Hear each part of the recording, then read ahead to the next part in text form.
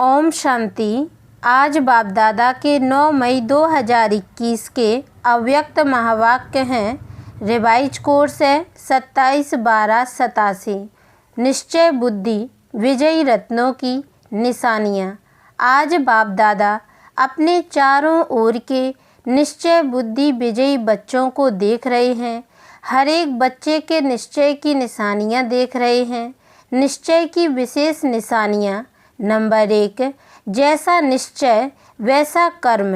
वाणी में हर समय चेहरे पर रूहानी नशा दिखाई देगा। नंबर 2, हर कर्म संकल्प में विजय सहज प्रत्यक्ष फल के रूप में अनुभव होगी, मेहनत के रूप में नहीं, लेकिन प्रत्यक्ष फल व अधिकार के रूप में विजय अनुभव होगी। नंबर 3, अपने श्रेष्ठ भाग्य, श्रेष्ठ जीवन व बाप और परिवार के संबंध संपर्क द्वारा 1% भी संशय संकल्प मात्र भी नहीं होगा। नंबर 4, क्वेश्चन मार्क समाप्त, हर बात में बिंदु लगाने वाले होंगे। नंबर 5, निश्चय बुद्धि हर समय अपने को बेफिक्र बादशाह सहज स्वतः अनुभव करेंगे, अर्थात बार बार स्मृति लाने की मेहनत नहीं करनी पड़ेगी। मैं बादशाह हूँ यह कहने की मेहनत नहीं करनी पड़ेगी, लेकिन सदा स्थिति के श्रेष्ठ आसन व सिंहासन पर स्थित है ही। जैसे लौकिक जीवन में कोई भी परिस्थिति प्रमाण स्थिति बनती है, चाहे दुख की चाहे सुख की, उस स्थिति की अनुभूति में स्वतः ही रहते हैं, बार बार मेहनत नहीं करते। मैं सुखी हूँ व मैं दुखी हूँ। बेफिक्र बादशाह की स्थिति का अनुभव स्वतः सहज होता है। अज्ञानी जीवन में परिस्थितियों प्रमाण स्थिति बनती है, लेकिन शक्तिशाली अलौकिक ब्राह्मण जीवन में परिस्थिति प्रमाण स्थिति नहीं बनती, लेकिन बेफिक्र बादशाह की स्थिति व श्रेष्ठ स्थिति बाप दादा द्वारा प्राप्त हुई नॉलेज की लाइट माइट द्वारा, याद की शक्ति द्वारा, जिसको कहेंगे ज्ञान और योग की शक्तियों का वर्षा बाप द्वारा मिलता है। तो ब्राह्मण जीवन में बाप के वर्षे द्वारा व सतगुरु के वरदान द्वारा व भाग्य विधाता द्वारा प्राप्त हुए श्रेष्ठ भाग्य द्वारा स्थिति प्राप्त होती है। अगर परिस्थिति के आधार पर स्थिति है तो शक्तिशाली कौन होगा? परिस्थिति पावरफुल हो जाएगी ना। और परिस्थिति के आधार पर स्थिति बनाने वाले कभी भी अचल अडोल नहीं रह सकता। जैसे अज्ञानी जीवन में अभी अभी देखो बहुत खुशी में नाच रहे हैं और अभी अभी उल्टे सोए हुए हैं, तो अलौकिक जीवन में ऐसी हलचल वाली स्थिति नहीं होती। परिस्थिति के आधार पर नहीं, लेकिन अपने वर्षे और वरदान के आधार पर व अपनी श्रेष्ठ स्थिति के आधार पर परिस्थिति को परिवर्तन करने वाला होगा। तो निश्चय बुद्धि इस कारण सदा बेफिक्र बादशाह है, क्योंकि फिक्र होता है कोई अप्राप्ति व कमी होने के कारण। अगर सर्व प्राप्ति स्वरूप है, मास्टर सर्वशक्तिवान है, तो फिक्र किस बात का रहा। नंबर 6, निश्चय बुद्धि अर्थात सदा बाप पर बलिहार जाने वाले। बलिहार अर्थात सर्वस्व समर्पित, सर्ववंश सहित समर्पित, चाहे देह भान में लाने वाले विकारों का वंश, चाहे देह के संबंध का वंश, चाहे देह के विनाशी पदार्थों की इच्छाओं का वंश, सर्व वंश में यह सब आ जाता है। सर्ववंश समर्पित व सर्ववंश त्यागी एक ही बात है। समर्पित होना इसको नहीं कहा जाता कि मधुबन में बैठ गए, बस सेवा केंद्रों पर बैठ गए। यह भी एक सीढ़ी है जो सेवा अर्थ अपने को अर्पण करते हैं, लेकिन सर्ववंश अर्पित यह सीढ़ी की मंजिल है। एक सीढ़ी चढ़ गए, लेकिन मंजिल पर पहुंचने वाले निश्चय बुद्धि की निशानी है। तीनों ही वंश सहित अर्पित, तीनों ही बातें स्पष्ट जान गए ना। वंश तब समाप्त होता है जब स्वप्न व संकल्प में भी अंश मात्र नहीं, अगर अंश है तो वंश पैदा हो ही जाएगा। इसलिए सर्ववंश त्यागी की परिभाषा अति गुह्य है, यह भी कभी सुनाएंगे। नंबर 7, निश्चय बुद्धि सदा बेफिक्र निश्चिंत होगा, हर बात में विजय प्राप्त होने के नशे में निश्चित अनुभव करेगा। जो तो निश्चय, निश्चिंत और निश्चित यह हर समय अनुभव कराएगा। नंबर 8, वह सदा स्वयं भी नशे में रहेंगे और उन्हें के नशे को देख दूसरों को भी यह रूहानी नशा अनुभव होगा। औरों को भी रूहानी नशे में बाप की मदद से स्वयं की स्थिति से अनुभव कराएगा। निश्चय बुद्धि की व रूहानी नशे में रहने वाले के जीवन की विशेषताएं क्या होंगी? पहली बात, जितना ही श्रेष्ठ नशा उतना ही निमित्त भाव हर जीवन के चरित्र में होगा। निमित्त भाव की विशेषता के कारण निर्माण बुद्धि पर ध्यान देना, जितनी निर्माण बुद्धि होगी उतना निर्माण करते रहेंगे। नव निर्माण कहते हो ना, तो नव निर्माण करने वाली बुद्धि होगी तो निर्माण भी होंगे, नव निर्माण भी करेंगे। जहाँ यह विशेषताएं हैं उसको ही कहा जाता है निश्चय बुद्धि विजयी। निमित्त निर्माण और निर्माण। निश्चय बुद्धि की भाषा क्या होगी? निश्चय बुद्धि की भाषा में सदा मधुरता तो कॉमन बात है, लेकिन उदारता होगी। उदारता का अर्थ है सर्व आत्माओं के प्रति आगे बढ़ाने की उदारता होगी। पहले आप, मैं नहीं। उदारता अर्थात दूसरे को आगे रखना। जैसे ब्रह्मा बाप ने सदैव पहले जगत अम्बा व बच्चों को रखा। मेरे से भी तीखी जगदम्बा है, मेरे से भी तीखे यह बच्चे हैं। यह उदारता की भाषा है। और जहाँ उदारता है, स्वयं के प्रति आगे रहने की इच्छा नहीं है, वहाँ ड्रामा अनुसार स्वतः ही मन इच्छित फल प्राप्त हो ही जाता है। जितना स्वयं इच्छा मात्रम अविद्या की स्थिति में रहते, उतना बाप और परिवार अच्छा योग्य समझ उसको ही पहले रखते हैं। तो पहले आप मन से कहने वाले पीछे रह नहीं सकते। वह मन से पहले आप कहता तो सर्व द्वारा पहले आप हो ही जाता, लेकिन इच्छा वाला नहीं। तो निश्चय बुद्धि की भाषा सदा उदारता वाली भाषा, संतुष्टता की भाषा, सर्व के कल्याण की भाषा, ऐसी भाषा वाले को कहेंगे निश्चय बुद्धि विजयी। निश्चय बुद्धि तो सभी होना, क्योंकि निश्चय ही फाउंडेशन है। लेकिन जब परिस्थितियों का, माया का, संस्कारों का, भिन्न भिन्न स्वभावों का तूफान आता है, तब मालूम पड़ता है निश्चय का फाउंडेशन कितना मजबूत है।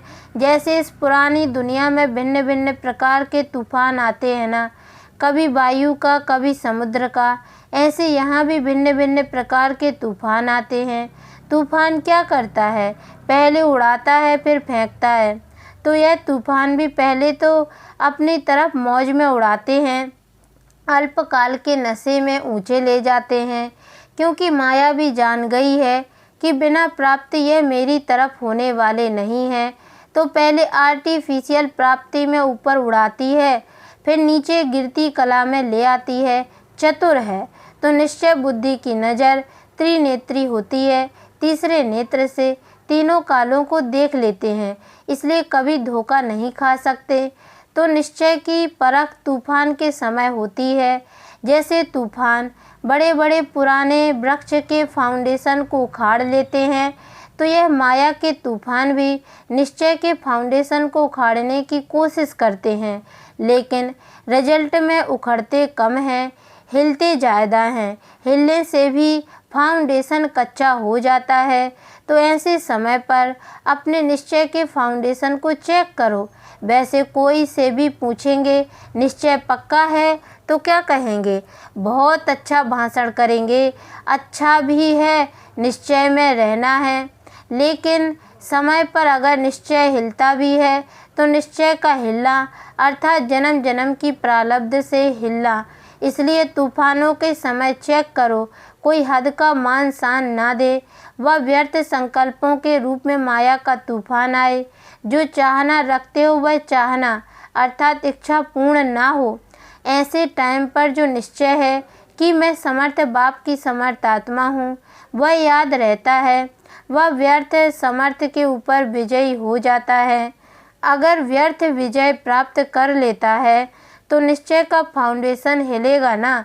समर्थ के बजाय अपने को कमज़ोर आत्मा अनुभव करेगा, दिल शिकस्त हो जाएंगे। इसलिए कहते हैं कि तूफान के समय चेक करो हद का मान शान, मैं पन रूहानी शान से नीचे ले आता है। हद की कोई भी इच्छा मात्र अविद्या के निश्चय से नीचे ले आती है। तो निश्चय का अर्थ यह नहीं कि मैं शरीर नहीं, मैं आत्मा हूँ। लेकिन कौन सी आत्मा हूँ? वह नशा, वह स्वमान समय पर अनुभव हो, इसको कहते हैं निश्चय बुद्धि विजयी। कोई पेपर है ही नहीं और कहें मैं तो पास विद ऑनर हो गया, तो कोई उसको मानेगा? सर्टिफिकेट चाहिए ना, कितना भी कोई पास हो जाए, डिग्री ले लेवे, लेकिन जब तक सर्टिफिकेट नहीं मिलता है तो वैल्यू नहीं होती। पेपर के समय पेपर दे, पास हो, सर्टिफिकेट लें बाप से, परिवार से, तब उसको कहेंगे निश्चय बुद्धि विजयी। समझा? तो फाउंडेशन को भी चेक करते रहो। निश्चय बुद्धि की विशेषता सुनी ना, जैसा समय वैसे रूहानी नशा जीवन में दिखाई दे। सिर्फ अपना मन खुश ना हो, लेकिन लोग भी खुश हों। सभी अनुभव करें कि हाँ, यह नशे में रहने वाली आत्मा है। सिर्फ मन पसंद नहीं, लेकिन लोग पसंद, बाप पसंद, इसको कहते हैं विजयी। अच्छा, सर्व निश्चय बुद्धि विजयी रत्नों को, सर्व निश्चिंत बेफिक्र बच्चों को, सर्व निश्चित विजय के नशे में रहने वाले रूहानी आत्माओं को, सर्व तूफानों को पार कर तोहफा अनुभव करने वाले विशेष आत्माओं को, सदा अचल अडोल एक रस स्थिति में स्थित रहने वाले निश्चय बुद्धि बच्चों को बाप दादा का याद प्यार और नमस्ते। और हम रूहानी बच्चों की ओर से भी रूहानी माता पिता बाप दादा को याद प्यार और गुड मॉर्निंग बाबा नमस्ते। विदेशी भाई बहनों से बाप दादा की मुलाकात। अपने को समीप रत्न अनुभव करते हो। समीप रत्न की निशानी क्या है? वह सदा सहज और स्वतः ज्ञानी तू आत्मा, योगी तू आत्मा, गुणमूर्त सेवाधारी अनुभव करेंगे। समीप रत्न के हर कदम में यह चार ही विशेषताएं सहज अनुभव होंगी, एक भी कम नहीं होगी। ज्ञान में कम हो, योग में तेज हो या दिव्य गुणों की धारणा में कमज़ोर हो, वह सब में सदा ही सहज अनुभव करेगा। समीप रत्न किसी भी बात में मेहनत नहीं अनुभव करेंगे, लेकिन सहज सफलता अनुभव करेंगे, क्योंकि बाप दादा बच्चों को संगम युग पर मेहनत से ही छुड़ाते हैं। 63 जन्म मेहनत की है ना, चाहे शरीर की मेहनत की, चाहे मन की मेहनत की। बाप को प्राप्त करने के लिए भिन्न भिन्न साधन अपनाते रहे। तो यह मन की मेहनत की और धन की भी देखो, जो सर्विस करते हो, जिसको बाप दादा नौकरी कहते, उसमें भी देखो कितनी मेहनत करते हो, उसमें भी तो मेहनत लगती है ना। और अभी आधा कल्प के लिए यह नौकरी नहीं करेंगे, इससे भी छूट जाएंगे। न लौकिक नौकरी करेंगे, न भक्ति करेंगे, दोनों से मुक्ति मिल जाएगी। अभी भी देखो, चाहे लौकिक कार्य करते भी हो, लेकिन ब्राह्मण जीवन में आने से लौकिक कार्य करते हुए भी अंतर में लगता है ना। अभी यह लौकिक कार्य करते भी डबल लाइट रहते हो। क्यों?